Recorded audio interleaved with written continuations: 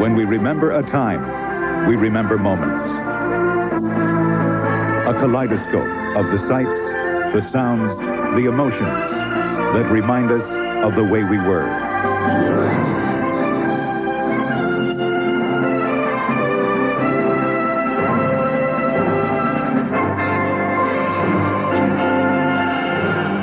Our world.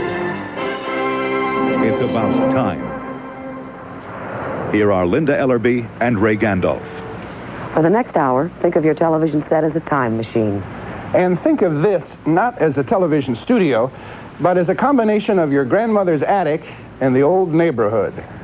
Welcome to our world, the stuff of yesterday.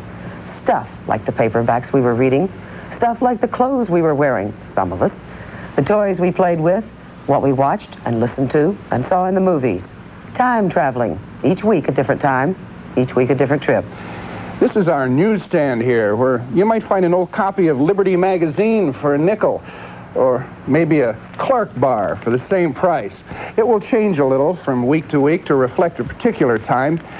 This week, our world is the summer of 1969. If you remember it, stick around and watch the stories. If you don't remember it, stick around anyway. Find out what all the shouting was about. 1969 was a very loud summer. Woodstock, Vietnam, and the biggest single sound, the blast-off of the Saturn rocket that sent 3 men to the moon and back. It's July 1969, and it's swinging.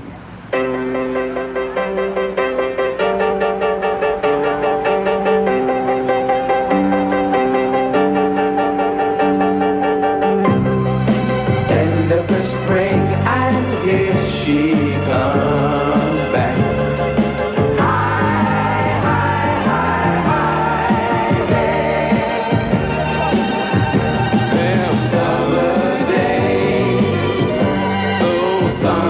What was a small town of 49 people is now a company town of 10,000. Cocoa Beach, Florida. That's when I had most of my fun back. Where a room at the Holiday Inn cost $22 a night. A martini cost $1, and a glass of white wine, well, nobody much was ordering white wine that summer of '69. In fact, some people in Cocoa Beach might not have been thinking about the bar at all. They might even have forgotten there was a beach. People like rocket engineer Jim Maysell. All summer long, we kept looking at the moon and says, we're going to put a man right there within the next month or so. During that summer of '69, we didn't know there was any such thing as a Vietnam War. We didn't know there was any such thing as a hippie movement. We didn't watch TV much. We didn't read the newspapers much. We were totally dedicated to our 12 to 15 hour a day job, 7 days a week, of accomplishing that task.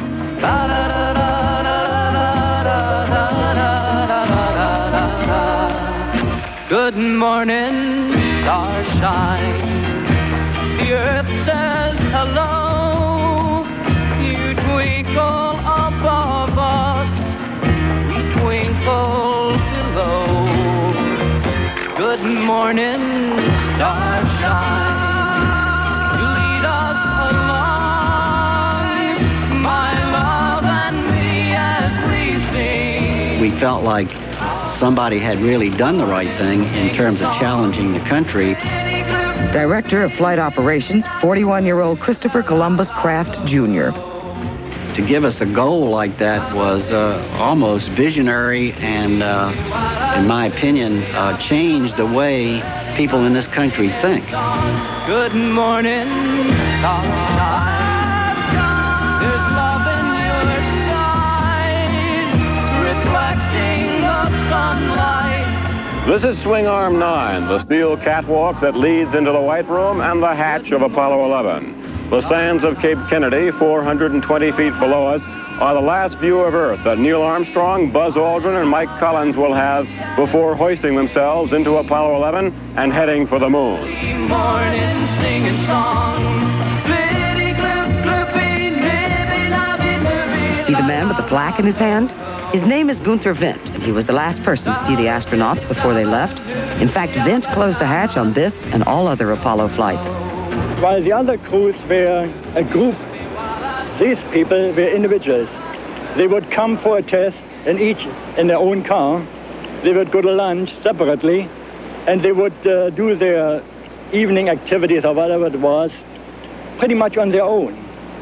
Armstrong, very, very quiet. Collins, I think the most outgoing one. And I would have to classify Aldrin as the most technical one.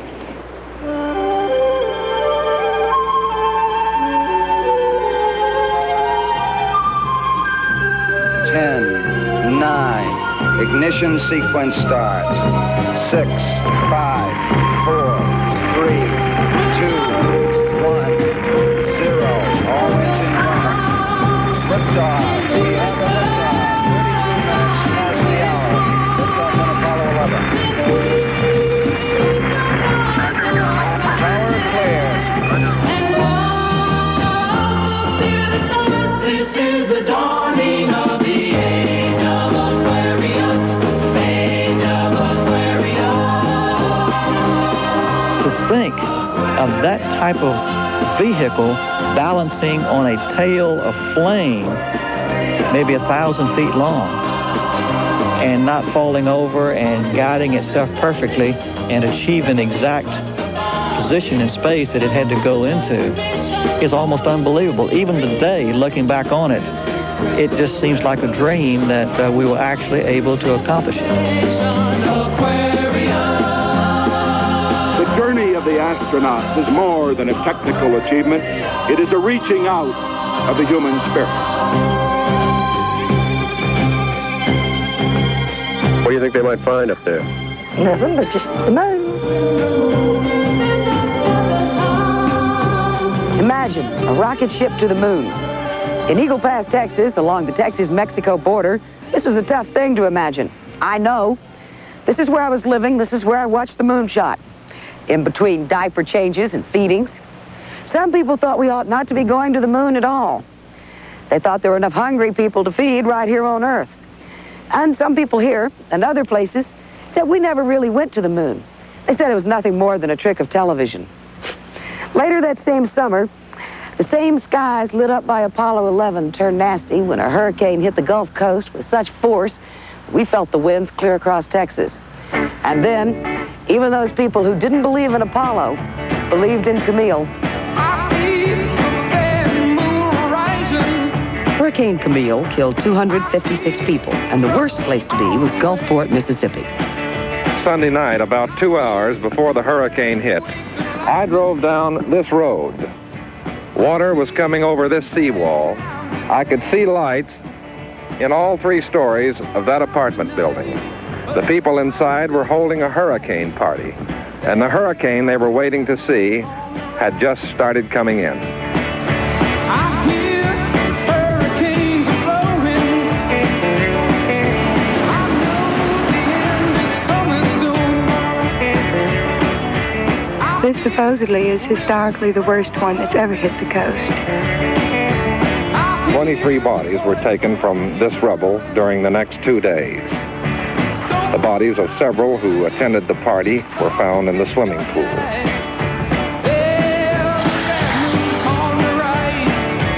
A month before Camille tore up the Gulf Coast, the recovery of a single body from a pond off Chappaquiddick, Massachusetts, had touched off a political hurricane. A car drove off a bridge. Senator Edward Kennedy swam for shore. A young woman drowned. Mary Jo Kopechne's life ended here, off this small, narrow bridge. Her life ended here, and the questions began. There were no significant new details revealed today as dozens of reporters crowd into this small resort area. I am satisfied with my investigation of the accident. If something else developed that I didn't know about, well, we'll cross that bridge when we come to it. Police Chief Dominic Arena fended them off. In looking back, I think that if we had had an opportunity to do more of these, tie up more of these loose ends, then I think there'd have been less criticism of what were we doing and what we weren't doing. But it really became more of a media event than a criminal case.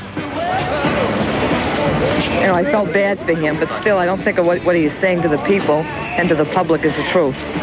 Well, technically, you should have reported the accident when it happened.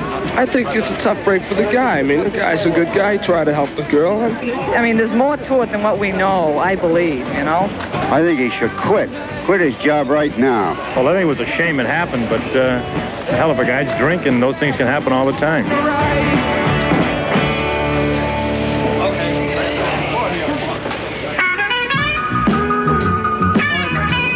A happier politician that summer was Charles Evers, sworn in as the first black mayor in Mississippi in 100 years, and just 6 years after his brother Medgar, the civil rights leader, had been assassinated. So that's how Diane Carroll's TV series was the first to star a black woman who was not a servant. It's certainly nothing to be upset about. Oh, she's always upset. I wanted to show him that I could drive a good bargain by myself.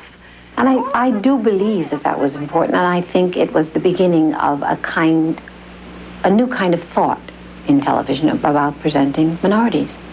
In June, President Nixon said he would turn the war over to the Vietnamese. I'm coming home, I'm coming. And in July, 814 men of the 9th Army Division came home.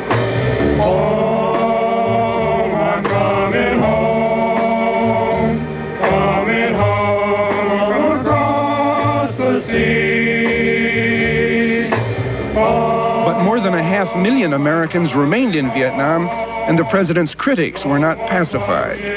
I think there's some temporary relief that comes with the announcement that 25,000 troops are coming home. My own view is that is a little more than tokenism, and I don't think that the temporary relief that might give to some of the war critics will last more than a few days. And it didn't. Bring the troops home! Power to the people! Power to the people! Ho, ho, ho, Chi Minh! And elections go! There was even criticism from within the ranks. That summer, Sergeant Michael Meehan was with the 1st Infantry Division in Vietnam. A lot of anger and frustration. Nixon came to Vietnam in the summer of '69, and they took ammunition away from some people for obvious reasons, and I wanted to say things to him, and he was unapproachable. What's your state? I'm from Massachusetts, sir. Massachusetts? Well, Boston? Or the... Yes, sir, right outside Boston. Right. Well, glad to meet you. Thank you. You can get anything you want at Alice's restaurant. You got to remember that at that time, the U.S. was divided almost down the middle. Not just by the war in Vietnam, not just by civil rights movements, but by everything. It's hard to remember. Most people wouldn't believe if you told them that you couldn't get a job in a post office with a mustache. That was a big court case back then. You couldn't wear blue jeans to school. You couldn't look like me and get a job. That's why I ended up being a singer. You can get anything you want at Alice's restaurant. One of the troubadours of the anti-war movement was Arlo Guthrie. That summer, he took some facts of life, his arrest for littering and the government's attempt to draft him, and put them all into a movie. It had little to do with Alice or her restaurant, and a lot to do with protest. Come in, my boy, come in. I went up there, I said, shrink, I want to kill. I want to kill. I want to see blood, gore, and guts and veins in my teeth. Eat dead, burnt bodies. I mean, kill. And I started jumping up and down, yelling, kill, kill. And he started jumping up and down with me. We were both jumping up and down, yelling,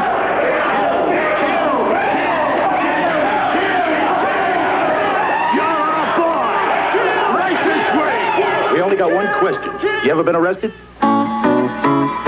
and I proceeded to tell him the story of the Alice's Restaurant Massacre. Nobody, I don't care how crazy they are, can make up something like that as stupid as that. It's got to only be true. 1969, we're making a movie. We went back to the original, we found the original cop that really arrested us. Yeah, he'd be in the movie. Both under arrest. Went to the blind judge. You want to be in a movie? Sure, I'll be in a movie. Sentence each of you to pay a fine of $25, and you will remove the garbage. Went to the draft guys. Said, do you want to be in a movie? They said, yeah. They didn't remember me. See, They didn't know that it was me, but I went down to that draft place in New York City, and there were those same, I can't say what they were, those same guys were standing there. It gave me such a hard time. They were standing there. Now they said, excuse me, Mr. Guthrie, could I be in your movie? I said, sure. You just march right over there and stand there, look smart and stuff. And they said, right. And I was marching all these guys around. I was having the greatest time of my life. It was revenge. It was wonderful. The movie, that's history. For me, it made my life worthwhile. Well, that's part of the story. Come back to 1969 for the Smothers Brothers, the Mets, and of course, the Men on the Moon.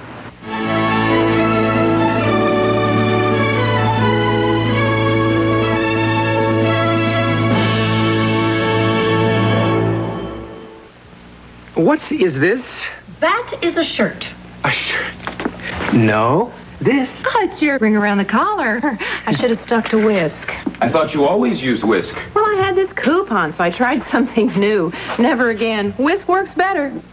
See? No more ring around the collar. Yeah, everything's clean. Gloria, I'm out of clean shirts again. Well, luckily you have whisk. Can we talk about this? Whisk gets ring around the collar and your whole wash clean. This is Jeep's all-new 4-liter 6-cylinder engine. It has sequential multi-point electronic fuel injection. It puts out 173 horsepower and 220 foot-pounds of torque. But most important, if you put this new engine in a Jeep Cherokee or Jeep Comanche, you're going to see more speed and power than you've ever seen from vehicles like this. Just remember where you saw it first.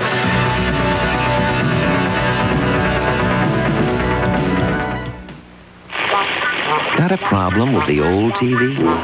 Since you usually can't trade it in, maybe you've hung on to it a little longer than you'd like.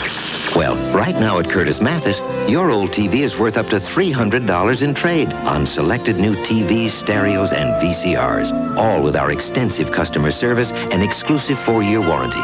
So, if your old TV isn't what it used to be, bring it to Curtis Mathis today, because National Trade-In Days are on now. Tomorrow, Premiere Week continues. When the little guy brings home the biggest show on earth. Let's shake. There's magic in the air. Whoa! On the season premiere of Webster. Then, this cop's got a secret weapon. He cleans up after himself. He cleans up after me. He's driving me crazy. They're watching out for each other. Ernie! It's the premiere of Sidekicks, right after the season premiere of Webster, tomorrow.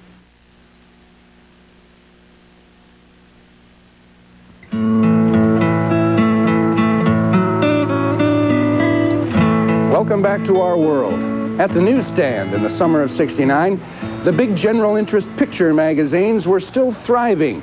Life and Look reached about 8 million homes a week. Look was 50 cents a copy on the newsstand.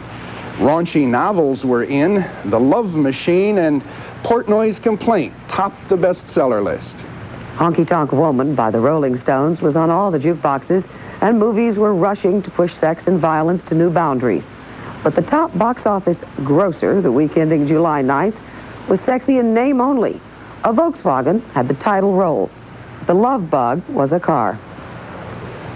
Compared to the liberty of books and movies, TV was a case of arrested development. Risque humor was for saloons, not living rooms. And satire, if it got too sassy with the received wisdom of the government, was a no-no. One of the most popular entertainment shows was missing for the first time that summer, the Smothers Brothers. We were fired in 1969. That's why I remember the date. Some of you are old enough? Okay. And we look back on the whole thing being thrown off the air, and emotionally it was pretty tough. But we were angry at the time. Angry at the time. Not now. We look back. I am more mature. I look at things in a different light, the same conviction, same viewpoint, but there's a soft edge to it. And I look back on that whole thing back there over 15, 18 years ago, and I look back at the whole thing now, and I'm still pissed off. But I'm cool. So you're cool. Now, Ho Chi Minh sure ain't no friend that's plain for all to see. And I know someone's got a fight over there, but why does it have to be me? So I wish you well, Sarge. Give 'em heck. I'm bound for Canada, you know. And if you ever get a war without blood and gore, boy, I'll be the first to go. Now this is the kind of material that did them in. Only 18, I got a ruptured spleen and all always carrying purse. I got eyes like a bat and my feet are flat and my asthma's getting worse. Oh, when I think of my career and my sweetheart dear and my poor old invalid aunt. Besides, I ain't no fool, I'm going to school and I'm working in a defense plant. Make love, not war. Once you get people hooked on satirical or witty or creative bits or content, you can't wean them off of it, because that's the reason they're there. And they didn't realize that. I said, once you got everybody interested, and it's controversial. I said, boy, it's controversial and it's a hit now. Now you could just have everybody agree with you. We like to be controversial, but don't upset anybody. Don't set up. We couldn't figure that one out. Couldn't do it. Melons. Most TV shows had to submit their scripts to a censor. Rowan and Martin's Laugh-In had a live-in censor, and Dick Martin played games with him. So we used to throw double jokes at him, knowing they were going to stop the second one. I remember Goldie Hawn and I were standing on a cruise ship, and Dan was a captain. And he said, "Did you enjoy your trip?" And we said, "Oh, yes, we did." He said, "Well, you know, it's tradition here on the islands. When you leave the islands, you throw your lay overboard." And I immediately picked Goldie up and threw her over the side of the boat. But they said, "You can't do that." Well, we knew we couldn't do that, but we got the other one through. Make someone happy tonight, pick up a phone. I make someone happy every night, and I don't pick up any phones. I don't want to hear about it. Direct dial Dick, they call me. There was one more hit TV series that summer, earthy in a more literal way. Hee Haw, a down-home version of Laugh-In, showed up #1 in the ratings.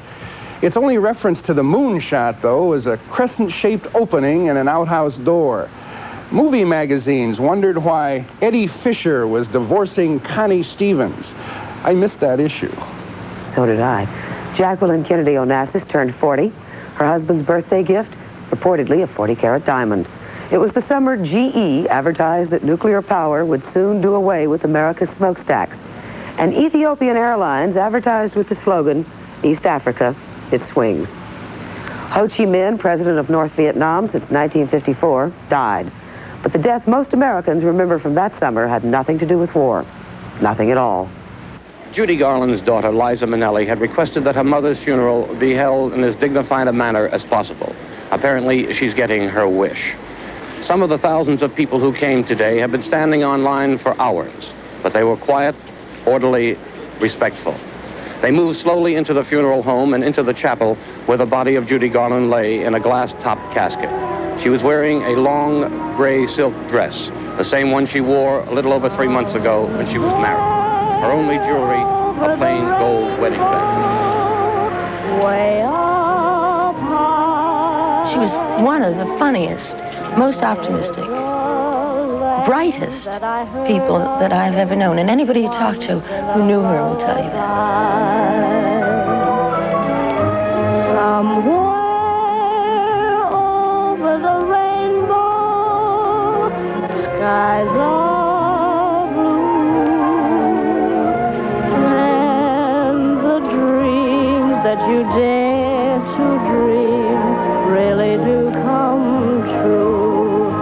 Someday I'll wish upon a star and wake up where the clouds are far behind me.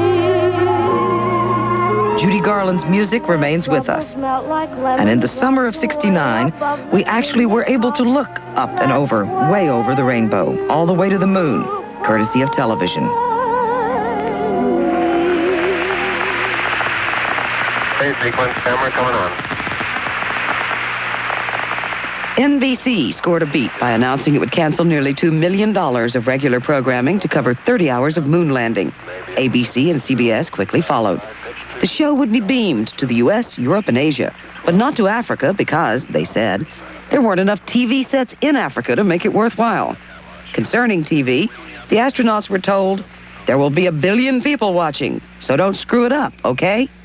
Back on the ground, Chris Kraft felt his people were ready for the challenge. The best in the country wanted to come here, and they wanted to commit themselves to getting that job done. How are you looking?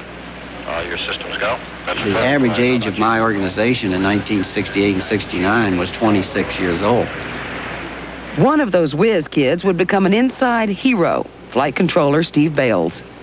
We started at 7 that morning, and this room, the tension, you could have cut it with a knife at 7, and it just built up from there. Okay, all flight controllers, 30 seconds to next go, no go. Just as we started the landing, we had a speed error, and although I sat there for 2 minutes, scared to death that the deviation would continue and we would have to abort, it didn't. Okay, retro, go. Vital, go. Guide, go. Control, go. Telecom, go. GNC, go. Ecom, go. Surgeon, go. About 30 seconds after that, the crew said 1201 program alarm. And now here's another problem. Almost made me mad. I was scared and mad and everything else at the same time, but things were going so fast, it was like driving a car in a race. You know, you just had to make a judgment fairly quickly. He knew that the situation at that moment depended on him. And I said, go on with that alarm as loud as I possibly could. I don't even think they needed an air-to-ground uplink to hear me. We're going that flight. We're going that alarm. Roger, we got you. We're going that alarm. Colonel, we go. He's taking in his updates now. Roger. We thought maybe the thing was turning to worms near the end of the descent there, and he made us feel like, well, hold on, guys. Everything is fine. I got it, and it's super. Just depend on me. And we did, and we knew he'd do it, and by God, he did. Okay, all flight controllers, go for landing. Retro, go. Rhino, go. Guidance, go. Control, go. Telcom, go. GNC, go. Ecom, go. Surgeon, go. Capcom, we're go for landing. Eagle Houston, you're go for landing, over. Roger, understand, go for landing, 3,000 feet. Full back right. Okay, engine stop. APA at a descent. Mode control both auto, descent engine command override off. Engine arm off. 413 is in. We've had shutdown. We copy it down, Eagle. We have refining T1. Stand by T1. Tranquility base here. The Eagle has landed. Roger, Tranquility. We copy you on the ground. You got a bunch of guys about to turn blue. We're breathing again. Thanks a lot. Thank you. Looking good here. That's one small step for man. One giant leap for mankind. State which will live in history as long as man is on this planet and on the other planets. 38-year-old civilian Neil Alden Armstrong. In Britain today, as in most of Europe, there's only one story, the landing of Apollo 11. Excuse me. Would you answer a question or two about Apollo 11? What do you think of it? Man is on the moon. What do you think about that? That is the greatest adventure of the humanity. What is your reaction to this moon landing? I think it's a great thing for the whole world as well as for this country. I hope it will bring everybody in the world together. What is your reaction to this moon landing? Oh, I think it's probably just as marvelous for them to be on the moon as it is for me to be in Rome right now. If people start traveling to the moon, naturally, hotel accommodation will be a need.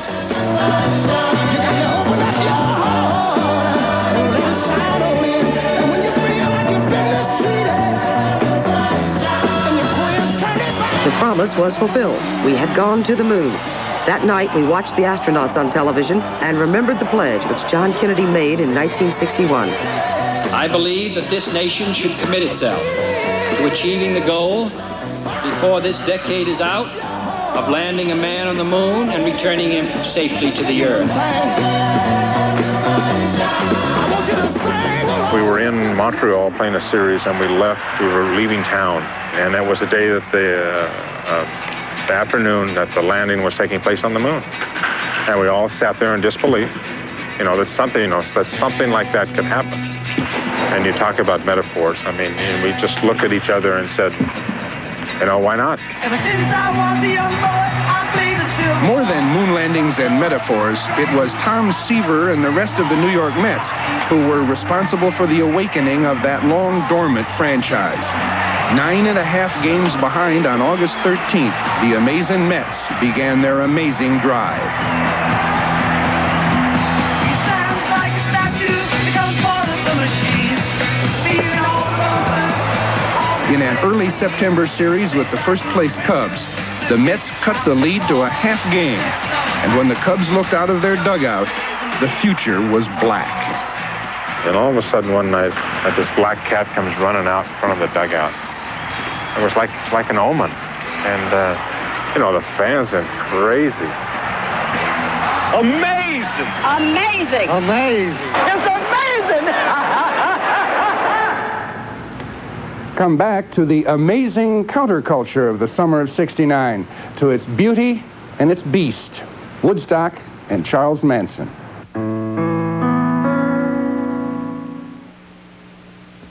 With the new Fisher-Price Sesame Street cookie counter, Cookie Monster helps Amy count 1, 2, 3, 4 and subtract, and lets her know when she's right.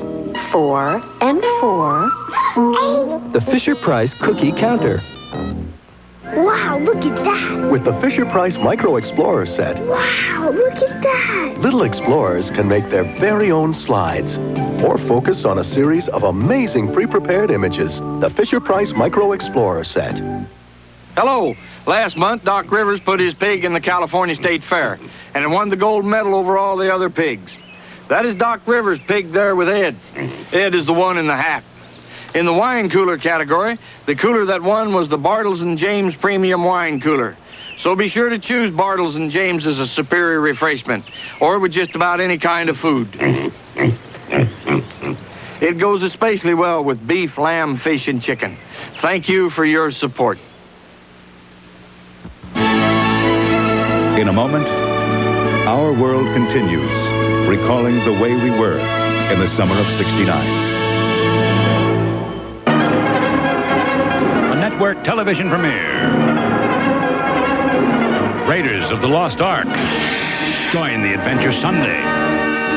It pays to be picky, I always say. So how come sometimes they say I can't afford to be picky? Guess they haven't been the handyman to see all this to pick from, or the low prices. Enjoy special savings this week on all JB cabinet hardware. Knobs to hinges, handles to latches, now 50% off at Handyman.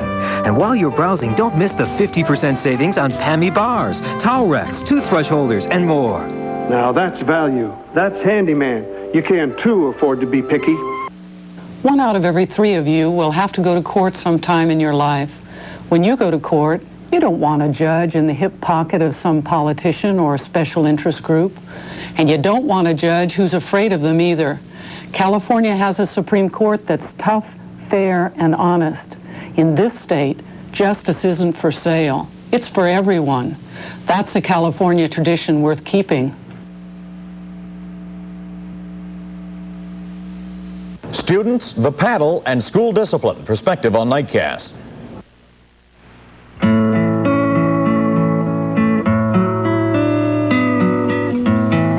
From where the moon sits, the earth shines. But like the moon, it has its dark side. For instance, in the summer of 1969, 29 wars were being fought somewhere in our world. And in California, members of a madman's cult murder 7 people, 7 strangers. Summer will be long gone before the killers are caught. At the moment, it is August, when the murders and the fear begin. We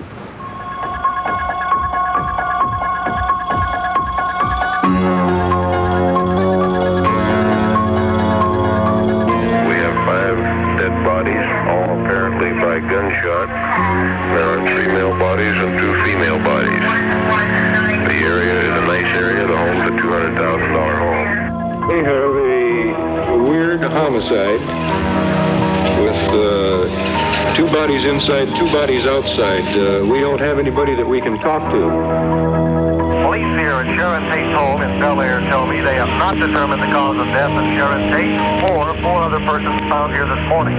All the police or Coroner Thomas Minucci will say is that the people died of either gunshot or stab wounds. According to the maid, Sharon Tate was pregnant. The dead are Sharon Tate, the movie actress, Abigail Folger, age 26, a member of the Coffey family, Jay Sebring, a Hollywood hairstylist, and Wojciech Frykowski, said to be a friend, and an unidentified man. Tom Shell at the Tate home in Bel Air section of Los Angeles.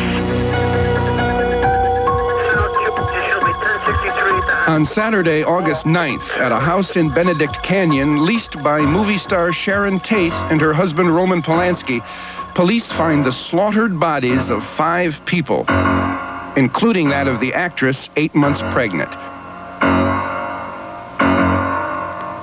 Polanski is in Europe. The 5 bodies have been stabbed a total of 102 times. 3 of them also have been shot. The very next night, the horror continues.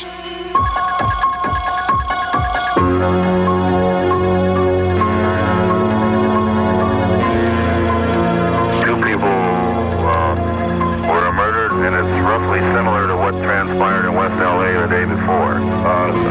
Multiple stab wounds, that's all I can tell you. Lino LaBianca, a supermarket tycoon, and his wife return home with a boat they have retrieved from their son. They are stabbed 54 times. A neighbor, Don Steyer, comes back from a long absence to the home he had lent to a friend. When I woke up about 11 o'clock in the morning, I opened my eyes and I look out the window, which was right next to my head, and I saw a policeman's head pop directly up next to me. The cops were in the bushes, they were everywhere.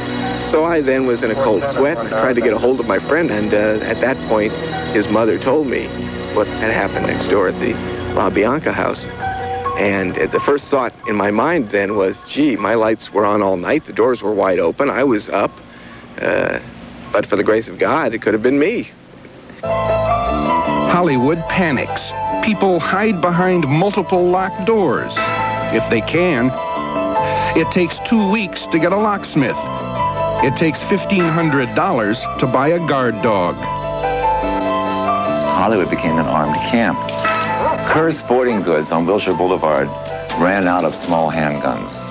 You couldn't hire security guards. Musician John Phillips, who had been a frequent visitor to the Tate House, remembers the fear. They were hiring college kids from UCLA, the football team, the basketball team, the track team, the baseball team as bodyguards. Everyone was completely paranoid. The Los Angeles Police Department has assigned 17 sergeants and 2 lieutenants to investigate both of the brutal murders. As it stands today, they have 2 crimes that are similar. They have 7 people who are dead, and they have no solid suspects. Dick Shoemaker, ABC News, Los Angeles.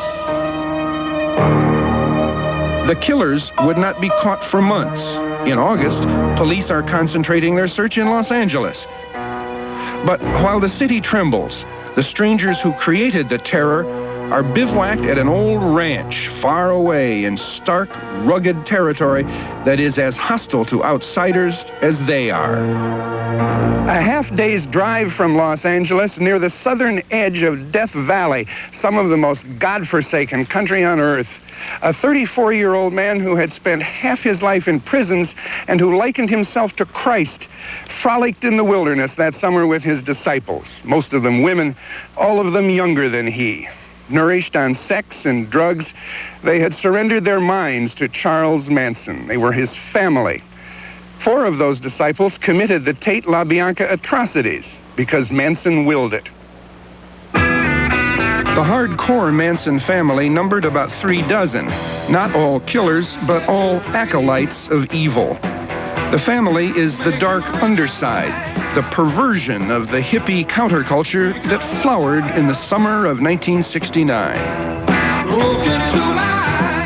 These faces and the facts bred a certain paranoia about hippies. See, hippies are evil. Told you so.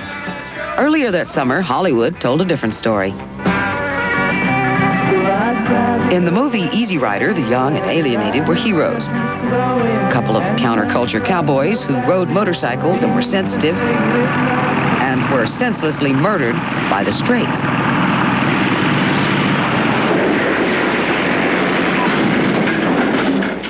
Western movies just weren't what they used to be. There's no heat here, but, you know, by the time winter comes, I'll be in Florida. Now there were midnight cowboys, too. Subculture cowboys. The wildest bunch of cowboys were also the most violent. We complained about the blood and lined up to see the movie. Show 'em which direction Florida is, boys. One movie that summer starred the wimpiest cowboy. This is not him. Any questions? That's him. Do you think a girl should pet on the first date? What? I mean, if both parties involved are mature and liberal. You're too old and too fast to be jumping horses. And the next thing you knew, the classic cowboy hero was playing a fat old man superbly. Well, come to see a fat old man sometime. Yeah!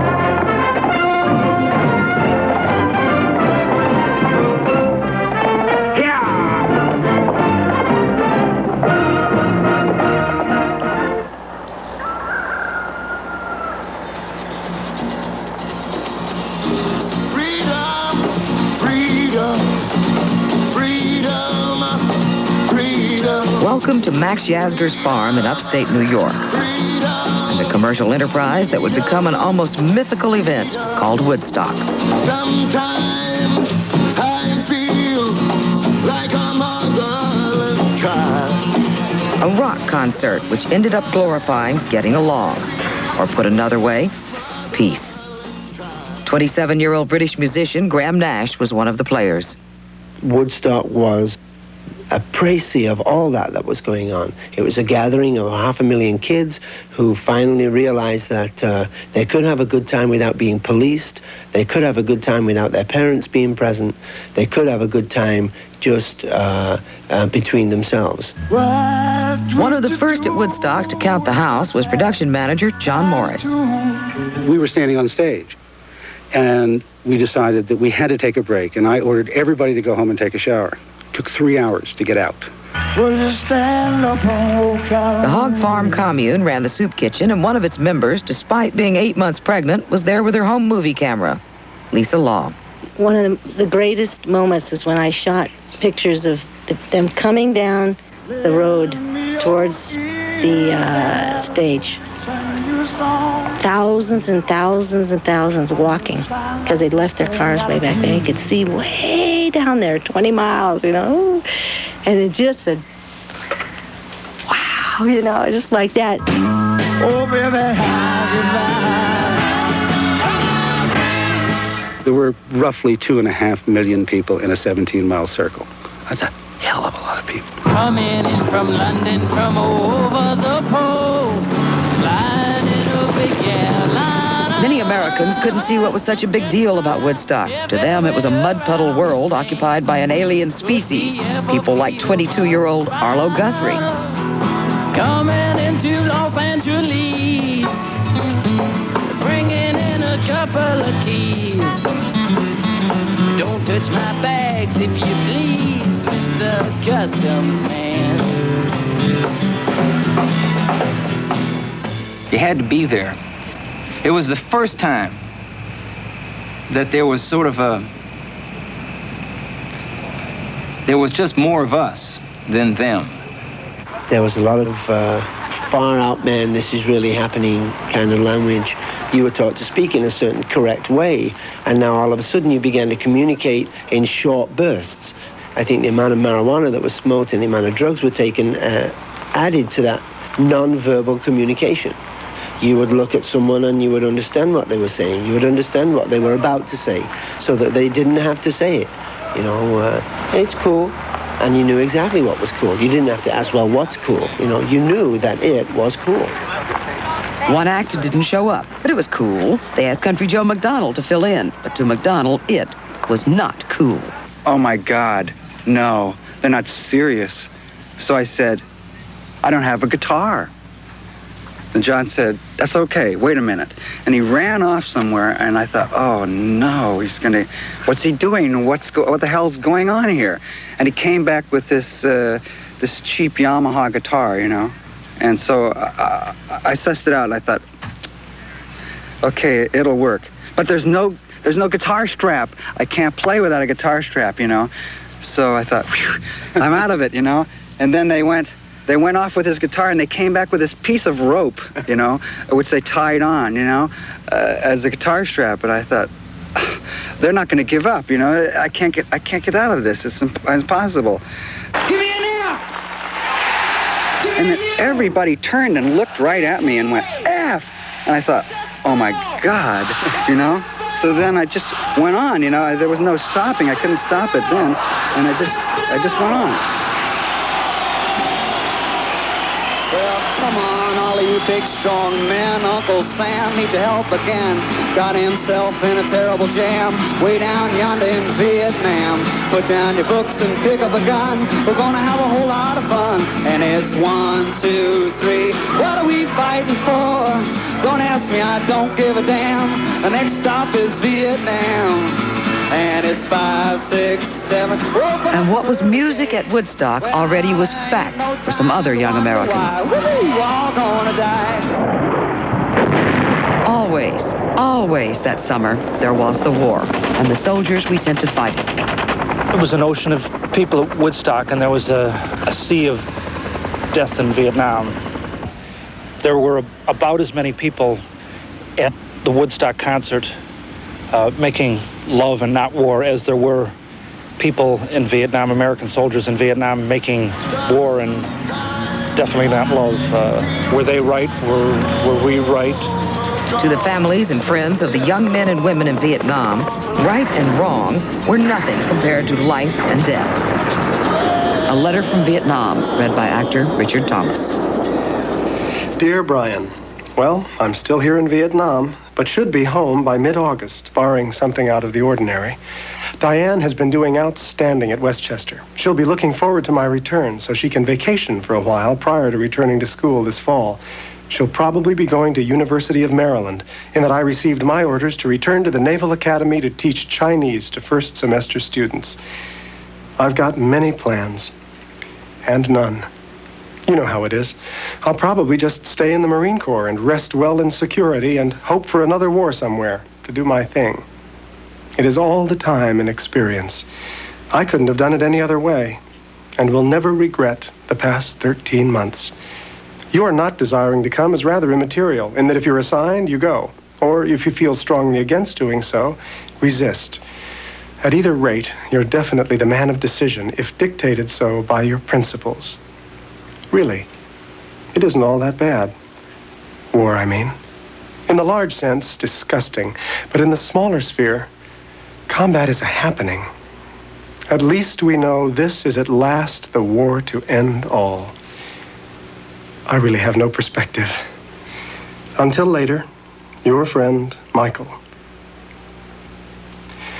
4 days after writing this letter, Captain Michael Charles Wunsch was killed in a rocket attack near the DMZ, 10 days before he was to return home to Feasterville, Pennsylvania. He received the Silver Star for his actions during the operation called Idaho Canyon. He was 25 years old.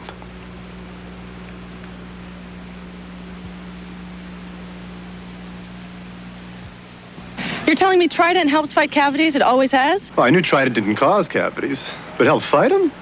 No, I didn't know that. It's hard to believe a little piece of gum can do all that. It's true. New dental studies prove it. Chewing Trident after sugary snacks reduces acids that form on teeth. It's these acids that can cause cavities. Ask your dentist. Something that's delicious and good for you, I love it. Couldn't happen to a better gum. Trident, good to chew and fights cavities, too.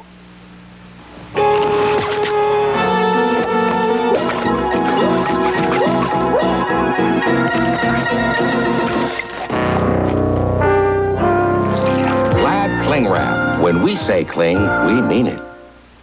Help the hair, uncover your highlight. Help the hair, discover your glow. Helsa's Swedish botanical shampoos and conditioners. 5 formulas, one to highlight your hair color. Discover your glow.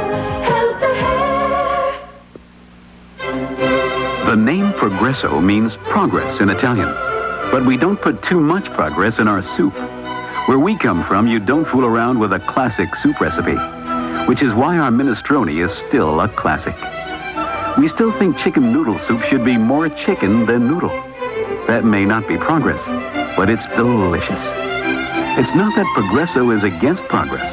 It's just that too much progress would spoil the Progresso.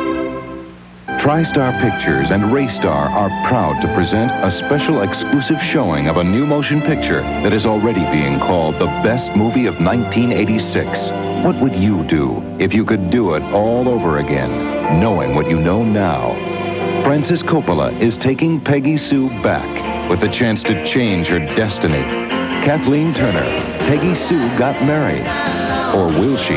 Rated PG-13. Advanced preview Saturday night. Check newspapers. Next, a plan for revenge that will not help you get Jason back. I don't want him back. I want him hurt. Miles could be the father. Did Miles rape you? The lines are drawn. I'll wipe that smile off your face if it kills me. The Colbys. Next. While you were watching Our World Tonight, you might have said, hey, I remember that. Or, gee, I didn't know that. We certainly hope so. But if you didn't, stick with us. We'll find your time, maybe next week. Before we leave the summer of '69, though, here's a final dash through the time machine to tie up some loose ends. They came back from the moon, and then one day, the cheering stopped.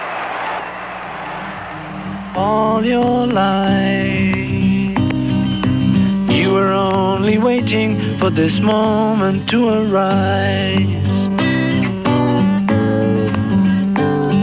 Only 10 more men would walk on the moon. The space program changed its emphasis from exploration to profit. Now, the word at NASA is that we wouldn't be able to put a man on the moon in the next 10 years, and probably won't even try for 25, maybe even 50 years. Only waiting for this moment. Moonglow has faded. Blackbird fly. Blackbird fly. Many hurricanes have hit the U.S. since the summer of '69. None as deadly as Camille. Later, Ted Kennedy was convicted of a misdemeanor in the death of Mary Jo Kopechne. The cost to his political career is a story for another time. We have elected many black mayors since the summer of '69, and we have seen many black stars in TV shows. One has the most popular show in the country so far. The Smothers Brothers did get another TV series, and we did get used to satire on TV, usually late at night. The Mets won the pennant in '69 and '73, and are halfway to another in 1986. Later, Charles Manson was convicted and went to jail where he remains, and that is a story for another time. But what we then called murder, we might now call terrorism. Many of the hippies and the flower children of 1969 have become today's businessmen and professional women. There never was another Woodstock. We did not end the war, not that summer, not for another 6 years. And when it ended, it did not end with America winning. And despite the popularity that summer of counterculture movies like Easy Rider, the Oscar winner for Best Actor was neither young nor nonviolent. He was that good old fighting American, John Wayne, provoked to profanity in True Grit. Fill your hand, you son of a bitch!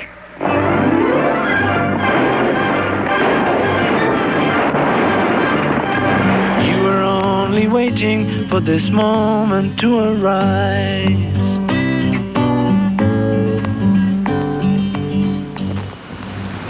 Well, there it is, the way it was for a few months in the summer of 1969. We were still slogging around in a morass in Vietnam. For relief, we basked in the reflected glory of Apollo 11. For 3 days at Woodstock, some of us created a society outside of society. Most of us, most of the time, we just lingered along that summer as best we could. History doesn't really repeat itself, even if historians do. But if you want something to think about, consider this. A story is told about astronaut Buzz Aldrin. He was asked what he would do if he were alone in space and the engine in his spaceship broke down, leaving him 1 hour's oxygen. What would he do during his final hour? Said Aldrin, I'd work on the engine. In the summer of 1969, we were all working on the engines. And so it goes. The doctor said I have swollen hemorrhoidal tissue. Then get Preparation H. Preparation H relieves pain and itch for hours, and it helps shrink swelling of inflamed hemorrhoidal tissue. Preparation H works great. Doctor recommended, hospital tested Preparation H. Finally, they put the medicine I prefer into coated caplets. New Anacin caplets, the only coated caplets containing aspirin, the pain-relieving medicine doctors recommend most. I like the strength and the easy-to-swallow coating. Anacin, doctor recommended, now in coated caplets, too. I I love our modern advances. Remember those antiperspirants we used to use? That went on wet, sticky. Then came Real, the advanced antiperspirant system. The top is soft. The antiperspirant is smooth, yet totally dry. Not a drop of water. You smooth it on. The perfect solution. The Real solution that feels out of this world. The future is Real. The advanced antiperspirant system you smooth on. Real antiperspirant. By Nen. My dandruff shampoo is good. Maybe you should try something else. My dandruff shampoo really works. Maybe you should try something else, like Selsun Blue. Doctors and pharmacists recommend Selsun Blue more than all other leading brands combined. What that means to you is no leading brand gets rid of dandruff better than Selsun Blue. It's #1. And like all Selsun Blue formulas, new extra medicated Selsun Blue is for serious dandruff with the ingredients recommended most by doctors. To show you how easy it is to seal Gladlock freezer bags, we asked kindergarten kids to seal them. Yellow and blue make green. It's sealed. Only Gladlock bags show you they're sealed. Yellow and blue make green. It's sealed. I was going to say that. With Gladlock, the yellow and the blue make green to seal freshness in, freezer burn out. It's sealed. Gladlock freezer bags. Yellow and blue make green. Why take chances? Get Gladlock. I was going to say that.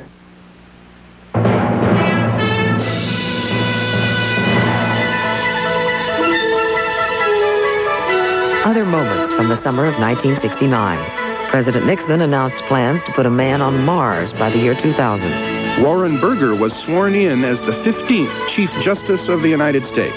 Don Drysdale, the last of the Brooklyn Dodgers, retired from baseball. The state of Connecticut removed fornication and lascivious carriage from its list of punishable crimes. At the A&P, sirloin steak sold for $1.09 a pound. Joe Namath refused to sell his interest in a saloon and retired from professional football. O.J. Simpson signed with the Buffalo Bills and became the highest-paid rookie ever. Joe Namath sold his interest in the saloon and returned to pro football. There was a military coup in Libya. Colonel Muammar Gaddafi took control of the country. Tennis star Maureen Connolly, former heavyweight champion Rocky Marciano, composer Frank Lesser, and Senator Everett Dirksen died. And a loaf of bread at the A&P cost 49 cents.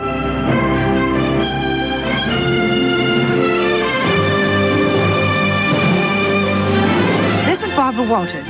And I'm Hugh Downs. Later tonight on 2020, England's Prince Charles and Princess Diana. It's the royal couple as you've never seen them. 2020, following the Colbys.